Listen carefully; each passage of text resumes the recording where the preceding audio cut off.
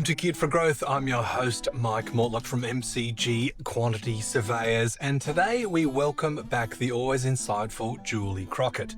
Julie is a highly experienced buyer's agent, a long-standing investor, and a respected trainer in the buyer's agency space as well. She's been helping Australians build property portfolios for more than 2 decades and has seen every market cycle you can imagine. In this episode, we tackle a topic that generates plenty of debate across the industry: the difference between location-specific buyer's agents and borderless buyer's agents. Should investors always choose someone who has deep local knowledge and boots on the ground in a single region? Or is it more powerful to work with a strategist who looks at the entire country through a data and due diligence lens? We explore how investors are no longer limited to their own backyard and why some professionals argue that the location must always come first. We contrast that with the growing cohort of borderless operators who believe their skill set transfers across jurisdictions when supported by strong data and local professional networks.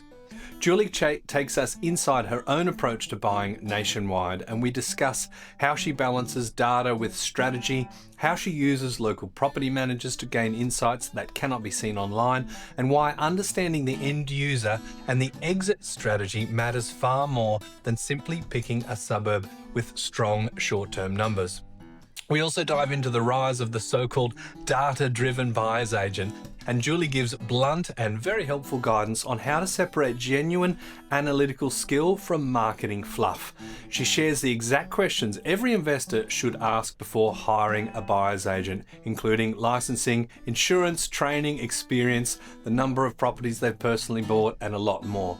If you're thinking about working with a buyer's agent, or you're an investor who wants to make better decisions, this is a conversation that will give you a clear framework and a lot of confidence. Let's get it. Julie Crockett, thanks for joining me back on Geared for Growth. Oh, it's absolutely wonderful to be here, Mike. Thank you.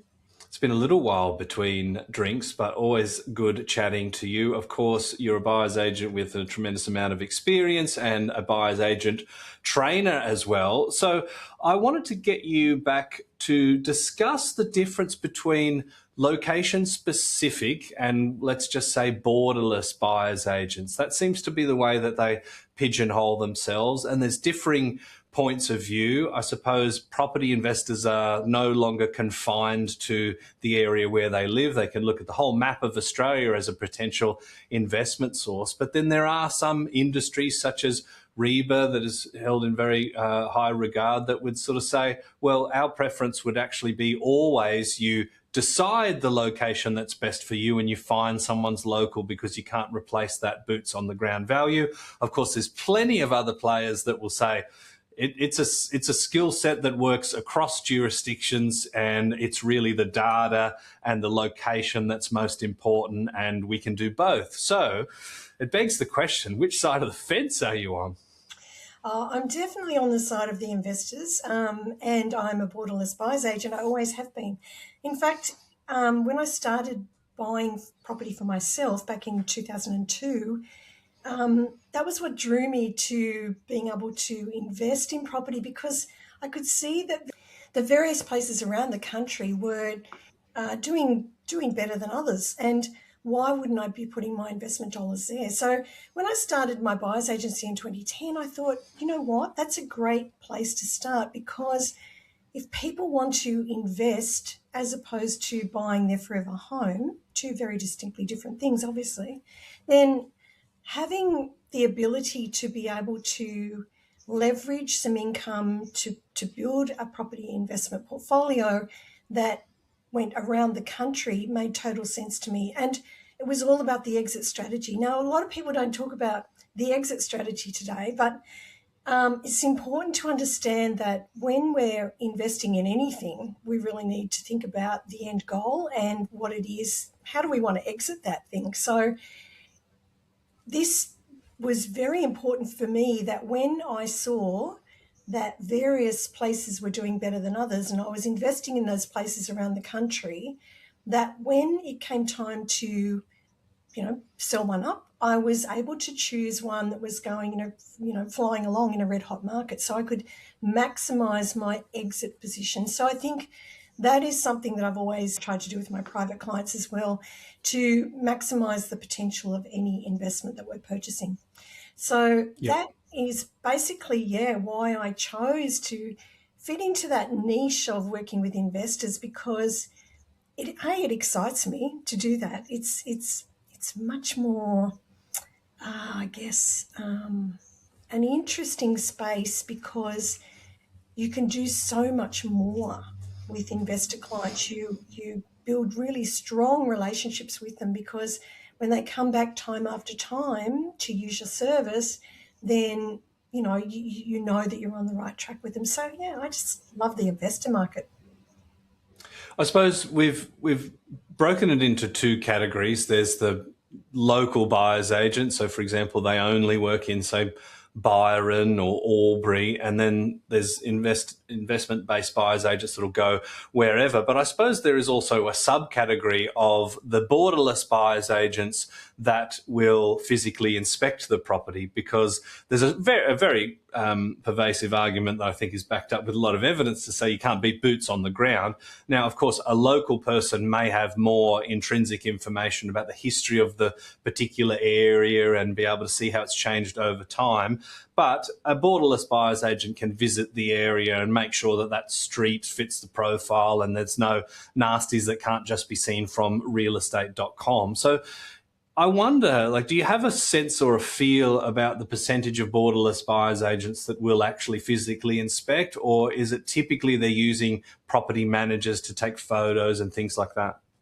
Yeah, that's a fabulous question, Mike, because it's one that it's very relevant when we're talking about doing the right due diligence on properties and making sure that what we're purchasing for a client is going to is actually how it presents on a platform, and whether or not it's going to work well for that client.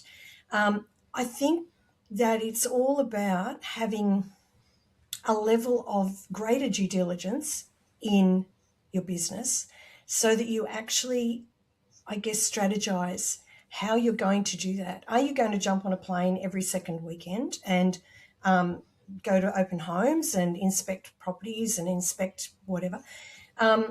Some people do, and that's fine. That's a good way to do it. I guess how I've worked this over the last 16 years is I have made sure that the people that I'm dealing with at the other end are really good, strong real estate professionals. Now, you and I both know there are buyer's agents and there are buyer's agents. There are property managers and there are property managers. And that runs right through any industry. We need to make sure as buyer's agents that we're actually sourcing exceptional people who are going to do an exceptional job. Let me give you an example. I do a reasonable amount of work in Western Australia, and I live in Sydney. And what I do to maximise my my time, my effort, and also maximise the expertise of my property managers in WA, I source only those that have done a course called the Property Profiling course. Now, that is a course that was devised by a principal in Perth. Her business is called Soko Realty. She's actually we've had Ashley on the podcast a couple of times, actually. She's an amazing person. Now, she, as people know, I'm a trainer, a buyer's agent trainer. She came and did my course because she wanted to understand how investors think and how buyer's agents want a service that is going to maximise a property manager's professionalism and help people to understand the market. She went away and she designed then, from doing my course, her property profiling course. So she's got everything in there that I would expect an exceptional property manager would be able to do when they inspect a site for me. So what we do is we ensure that we know from the data that we're looking at that we're in a good position to invest in for our client. Now, this all depends on the client's strategy, so I'll take that back in a minute and I'll explain that. But what we're doing is we're really wanting to make sure that that property is sitting in a location that is a really good location for investment. We've already done our due diligence. We know it's not in a flood zone, it's not in a fire zone, doesn't have a heritage overlay, it doesn't have any other things that could impact it negatively for our investor client. And then the conversation is so important. Who is going to rent this property? Who's the end user? We need to make sure that what we're buying is not just a nice property in a good location. We've got to dig deeper than that. So here's where a really exceptional property manager comes to the fore, because they absolutely know who would be likely to rent in that location. They possibly have properties around that location that are already tenanted. So they understand very well whether it's families, whether it's singles, whether, what makes up that demographic that is going to actually rent that property. And then realistically, because we don't know, and I would question anyone who thinks that they can understand a local market, even a buyer's agent who goes and visits a location and thinks that they can understand what demographic is going to, without asking a property manager, without what demographic is going to rent that in that area, who's likely to rent it, what are they likely to pay. I actually had the experience, and this blew my mind, and it really confirmed for me that being able to target exceptional property managers will make all the difference to a buyer's agent business. And it will make all the difference to their investor clients, because there's a particular area in WA, in Perth, south of Perth, that is quite a nice newish development, and I don't sort of put my clients there because it's too far away from the coast. But when I was speaking to Ashley the other day, I said to her, "All right, so what about that location? I don't particularly like." She said, "In that location, we have a lot of people who are from, they're culturally basically South Pacific people who come. They settle in Perth, but we find that a lot of people culturally like to rent near each other. And we would do that too. If we went to another country, I'd be looking for the Aussies." Yep. So there's a large community of people in this location. And she said what those people love are actually really large homes, large rooms, because they're quite large people. I mean, it's a fact. They're a big people. So that's what they really desire. Now, I wouldn't know that. I wouldn't have a clue. So it's very important that we tap into that local knowledge by using the people who are doing this job all day, every day. The other thing that blew my mind was I had someone go in from that office to look at a property for me and for my client. And not only did they instantly say, well, it could use a refresh, so it needs, paint, carpet, flooring, timber, whatever. But there's also a couple of safety hazards in this house. I said, "Oh, it didn't present that way, and there's nothing disclosed." And she said, "Yes, you see, in this bathroom, there's a strip of tiling, and there's three cracked tiles across the top. Someone could trip on that. That's a trip hazard, and we would need to replace that before we put a tenant in." And I went, "Wow, okay." I wouldn't pick that up. I would think, "Oh, that's a bit unfortunate. There's a few cracked tiles there." She looks at it from, where are the health and safety issues in this property that we need to address before we even put a tenant in? Because that's then protect, again, another layer of due diligence. It will again protect my investor client from any risk. And I kind of go, wow, that is exactly why I use professional buyers agents, professional property managers, and make sure that I've interviewed them, I qualify them, and I only use the people that I would trust to do that work on the ground in those locations for my investor clients. That's an interesting point about the demographics, because I suppose devil's advocate might say, well, we can pick that up on census data, but then the census data is only going to happen every 3 years, and then it might be in that LGA, not that suburb, right? And the sands can shift over a 3-year period, right? And I suppose to the other point with tile damage, there's no duty of the vendor to disclose some cracked tiles, right? I mean, if there's been a murder there, yes, but cracked tiles, no. And you might actually physically go and inspect it yourself, but you're not looking at it from the lens of a property manager who's seen, the recent list of let's just say tribunal inquiries into, safety and the fines that were issued for various defects and those sorts of things. So they obviously have a huge value as a professional in what they do, right? The Geared for Growth Property Investing podcast is presented by our business, MCG Quantity Surveyors. If you're an investor or a property professional looking to get the best tax depreciation deductions for yourself or your clients, please get in touch with us at mcgqs.com.au. It's our mission to help as many property investors as we can to maximise their claims and maximise their property education as well. Yeah, 100%. And that's why, as a business owner, as a buyer's agent principal, my responsibility to my investor clients is to minimise risk wherever that is known to be found in any property. And who is the best person to do that but people who inspect properties all day, every day. Again, it's the qualification and making sure that we're dealing with the right people who can deliver exactly what we need.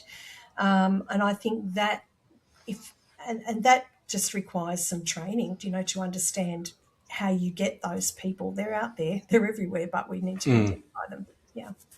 Yeah. I want to talk about the oft-used phrase data-driven buyer's agent. I think it's become somewhat of a joke within the industry because it's just one of those catchphrases that is quite fashionable at the moment. And to some extent, you have some buyer's agency businesses that have almost like independent research houses as part of their offering. Others will say, well, they're driven by the data, but they're using, third-party software like Suburbs Finder or HTag or any of those sorts of things. In the spectrum of sort of data analysts, because it feels like it's actually an independent skill set to being a buyer's agent, is understanding the demographics, the population inflows, the employment opportunities, the income to asset price ratios, the interstate migration. I could go on with lots and lots of different data points, but I'm interested to hear your thoughts on what sort of a spectrum would we expect? I mean, if we're looking at interviewing a buyer's agent that says they're data-driven, is that enough, or do we have to actually ask to look a little bit more behind the curtain to be able to be confident that we're going to find someone that's going to do the best possible job for us? Yes, absolutely. So an interesting set of things have popped up in the last few years, and one of them has been that, and I'll address this one first because this one's a doozy. A lot of people have bought property and they've made some money, and because the market has been very buoyant, supply and demand has been a big issue. We know that to be true, and we know that that's not going to change anytime soon. So we've had a bit of an influx of new buyers agents into the real estate industry who are very new to the game, and they think it's a pretty easy thing because they've done it and they can help other people do it. That's sort of a thin slice of what a buyer's agent might do is actually go out and select property. Dealing with people is a whole other issue, and dealing with investors and making sure that you're responsible in what you do with them, obviously, is right up there. So that's first and foremost. The data-driven situation has arisen because a lot of those new buyers agents need a point of difference, I guess. They're trying to find something that is going to bring, a spotlight on their service. And they think that, using the term data-driven buyer's agent is going to somehow add some impact to the service. If you can't do the service, then what's the impact, I would argue. But I guess data-driven means that you're using data to be able to help you make informed decisions about where you should be putting your clients. Because, and these platforms there's now several of them. Many of them are very good, but there's lots more actually coming into the market as well, because they see these new buyers agents hanging on to anything that they can get their hands on to be able to do the job. And so we're getting, I guess, highly dependent new buyers agents looking at the data and thinking it's like the Holy Grail. The data says I should go to Darwin. And so they're putting all their new clients into Darwin or into Dubbo and wherever it might be. I mean, it could be anywhere. But I think there's the part that's missing from that, and the data, one would argue the data tells the story, but should we be putting our clients there just because it tells a story? And I suppose it's worth analysing the story that it's telling, right? Because it seems really quite good at telling short-term stories. Yes. But once we start going over months and years into decades, which is probably a more typical time horizon for your average property investor, it falls a little bit short, I would say. Yes, absolutely. And the missing piece, which I alluded to that I alluded to previously in our conversation, was the missing strategy piece, because Darwin might be a piece of the puzzle for someone who's trying to build a property portfolio, and they might need some very quick cash flow to increase, to bolster what they're trying to do in order to afford the next property in their portfolio. It doesn't suit all investors. And a new buyer's agent will hang on to these as, I guess, the answer to all their prayers in terms of where I can put these clients. Where can I put these clients? Darwin's really great. I'll just put them into Darwin. Low buy-in price, great yield. Let's do that. And any buyer's agent worth their salt who works as a borderless buyer's agent will really dig deeply into what it is that an investor client needs ahead of engaging them, really. What are they needing? And a lot of the time, investors don't actually know what they need, or they don't know what they want. So you then have this perfect storm of, well, I'll just engage this buyer's agent. You might see a lot of these larger buyer's agent companies now. They're forming big companies.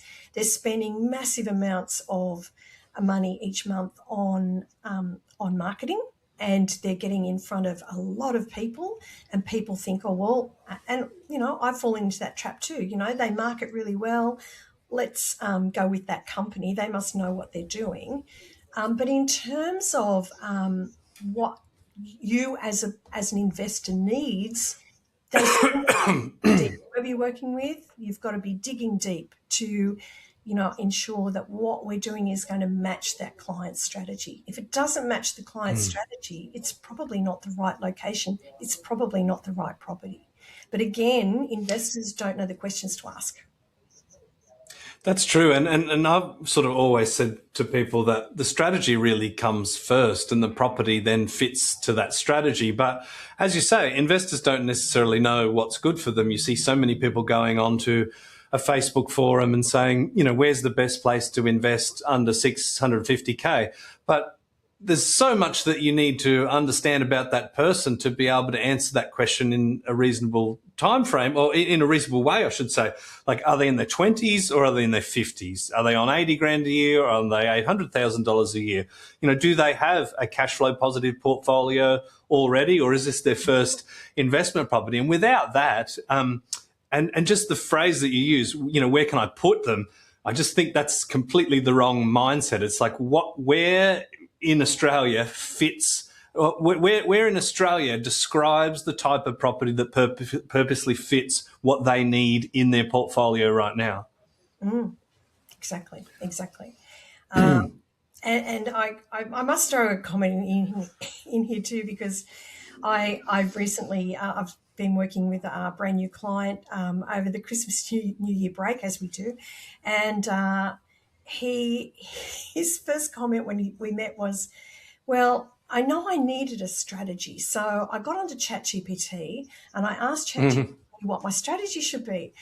And I thought, wow, where are we going with this? And his response was, it gave me a very general understanding, or a very general reply as to what I should be doing as far as property investing is concerned. And I said, you know why that is? And this guy's he's a huge in software development, so it's hysterical. But anyway, I just said to him, when we sit down and we run through a strategy session together, it's really in depth and it takes into consideration things that you may not have even thought of yourself. I'm going to ask you questions that are going to dig deep so that you understand what your goals are for the next 5 years, what you and your wife and your kids, how does it all fit into the plan, and what's going to work best for you. Now, ChatGPT can't tell you that. And he said, no, it can't. No. So there you go. But I mean, the use of it is pervasive, and we published a white paper sort of late last year, sort of testing GPTs available to hotspot locations, for want of a better term. And often the more data we gave it, the more confused it got and the more sort of hallucinations we found. That was a very interesting one. So that we're going to drop people off, not in a state of, oh gosh, it's too big, it's too hard, it's too confusing, it's just, a sea of sharks out there and I've just got to roll the dice and hope I get a dolphin. How could you help us in terms of educating us to understand what are the important questions, or what should a borderless BA have a good answer for? Yeah, look, I think fabulous. Absolutely. And I love to be helpful and I love to give people, some positive things to think about. I know that, a huge number of your listeners are investors, and so I want to give you great hope. And irrespective of what you think you might like to do, it's always the case, and I say this all the time, that if you've got the capacity to start investing, do it as soon as you can, because then you're on the front foot. So that's not a pitch, but it's just a reality of, if I hadn't started investing 20-something years ago, I certainly wouldn't be in the position I'm in now. And I guess it gives you so many options. Anyway, we know that to be true. I guess, what we're wanting to do when we come across a buyer's agent is to feel free to ask them some in-depth questions. These are, and I can throw a couple of them to you now. Probably the most important one is, do you hold a current real estate license?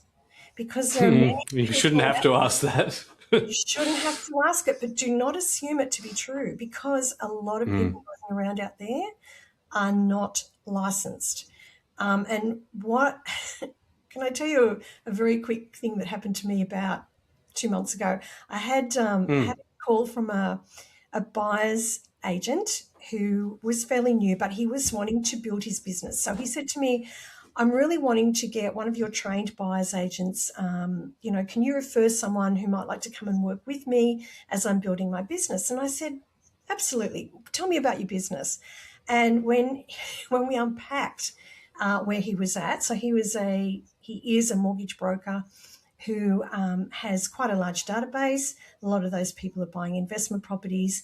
So he went and got a very low cost real estate qualification. I doubt that it's a license, but he has a qualification. And I said to him, that's really interesting that you went down that track and you've got this qualification. And I didn't ask him if it was a license, but I doubted it. And I said to him, so tell me about, that training that you did. Was it of benefit to you? And did it really help you to be understanding of what a buyer's agent does? And he said, not really. No, it wasn't that helpful. And I said, so how did you learn? How did you figure out what you need to do with these clients in order to, get them, started off in property? And he said, oh, I just went and watched a lot of YouTube videos. And Ouch. after I picked my jaw up off the floor, I looked at him and I just said, look, I'm happy to provide you with some additional, training information. And he said, oh, no, it's okay. I'll just keep doing the YouTube thing. And I went, Wow. okay. So please ask if your buyer's agent has a real estate license. And you can actually, if you want to be so bold, you can ask to see it. Send them send you a copy. And their insurance while you're at it. And insurance, absolutely. So all real estate agents, professional ones, need to have professional indemnity insurance, as at the very least. So that's something that is really required. And then what formal training? Now, one thing that I guess listeners need to know is that there's only one lot of training for all real estate agents, and we all do a real estate sales training. There's nothing else available. There are a couple of modules that have come out in the last couple of years that refer to a buyer's agent, representing a buyer in the transaction, but it's not a training. It's just by the way, this is what a buyer's agent does, and, here are a couple of pointers. So there's no real information or training to provide the nuts and bolts of what a buyer's agent does. So a lot of these guys have figured it out on their own.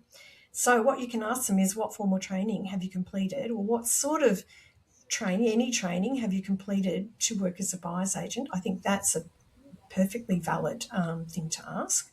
And also, this one is huge. How many investment properties have you personally purchased for yourself? Because a lot of new buyers agents probably haven't purchased. They're learning how to buy property using you, the investor client. Now, some of these big companies, they are basically, and I'm hoping I'm not dashing people's hopes, but this is a reality. I like to point out the reality. And once you've got these questions under your belt, you can really source a good buyer's agent, I believe. A lot of these big companies are also scaling hugely, and what they're doing is bringing on a lot of new, younger people. And nothing wrong with that, but are they trained? Are they experienced in actually buying property? One would question that. So just a few red flags there for people. And I think by empowering our investor audience, it's going to help them really understand what they're laying on the line, because yes, there's a lot at stake, and but I know there's a lot of good operators out there. Certainly there are people nominated through REBA, the Real Estate Buyers Agent Association, and so I think that's a good place to start. But yeah, ask the questions and make sure that you're dealing with someone who is going to really put you on the right track, start you off with a strategy, make sure that you are looked after every step of the way. They can answer every single question that you've got. Work with people that you really come to trust, and preferably someone who's really experienced in the space. I think you're off to a good start. Beautiful. Well, I think that is a really good bit of a snippet for people that are in that process of, okay, it's time for me to go again, or go for the first time, and looking for a buyer's agent that can help them around the entire country. I understand you've got a resource you might be happy to share with us with some additional questions as well, Julie, if I'm putting you on the spot, live recording. Absolutely. I love creating content, and this one I created for my investor base, because basically, I like to inform people. It's not about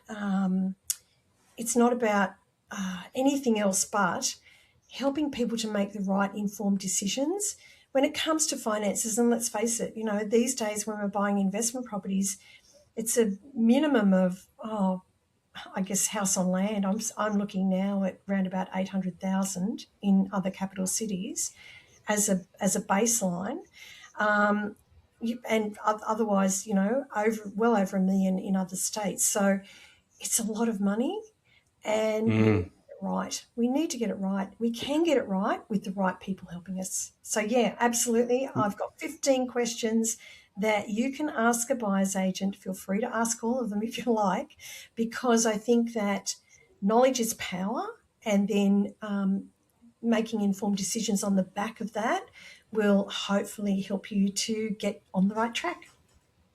Awesome. I think that's perfect. Thank you very much for sharing the insights and that resource for us today. Always good to see you, Julie, and we'll have you back again soon, hopefully. Oh, thank you so much, Mike. It's been a real pleasure, and happy to come on Geared for Growth anytime. Love it. We'll have you. Thanks, Julie.